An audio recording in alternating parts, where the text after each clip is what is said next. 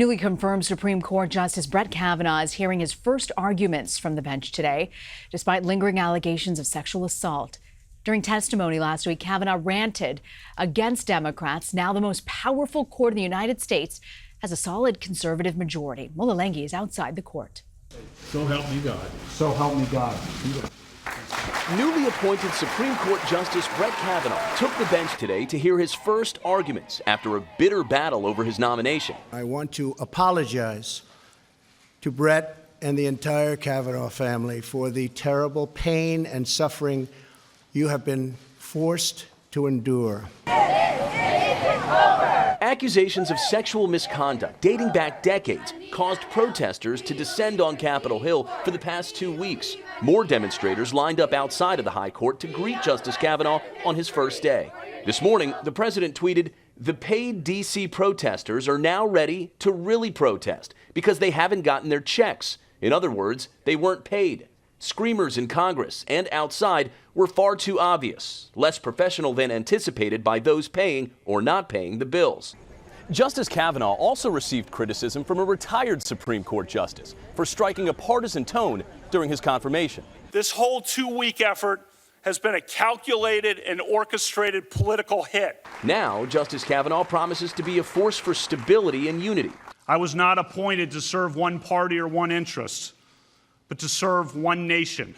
Every American can be assured that I will be an independent and impartial justice. The first arguments Kavanaugh will hear are technical cases involving what constitutes an armed career criminal. Mola, CBS News, the Supreme Court. Matthew Sag is a professor of law at Loyola University of Chicago. He's also the co-founder of SCOTUSOA.com, which uses data to analyze Supreme Court oral arguments. He joins us now by Skype from Chicago. So, Matt, we know that there's no questioning this. It's a conservative tilt now to the Supreme Court. How do you think this is going to affect rulings on the bench? I actually think in the short term it's going to affect rulings in that we're going to see a lot of narrowly decided cases. I think Roberts' legacy and the legitimacy of the court depend to some extent on getting to some result that's not 5-4. So when was the last time that our country had a Supreme Court with 5 solidly conservative justices?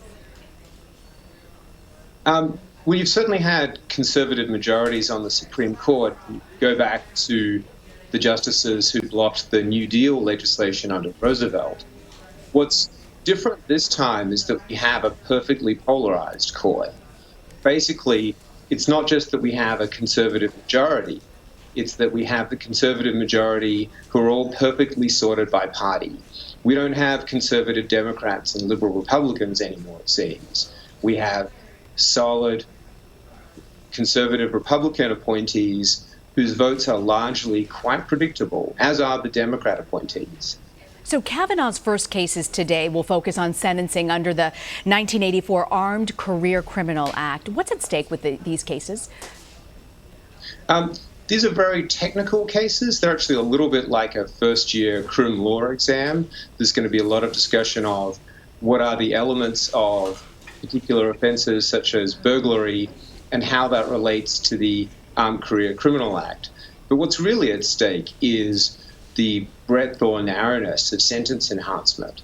Under this law, if you are a 3-time armed career criminal, then you have a mandatory 15-year term of imprisonment. And so, the technicalities, they're really going to matter a lot to some people.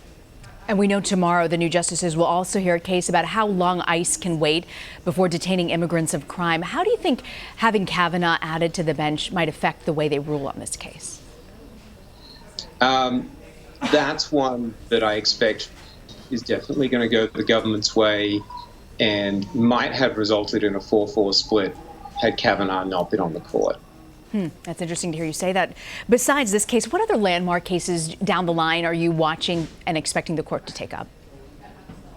The most important one coming this term, I think, is Raucho versus Common Cause. That's yet another partisan gerrymander case. It's significant because partisan gerrymandering is obviously significant to the way our democracy works.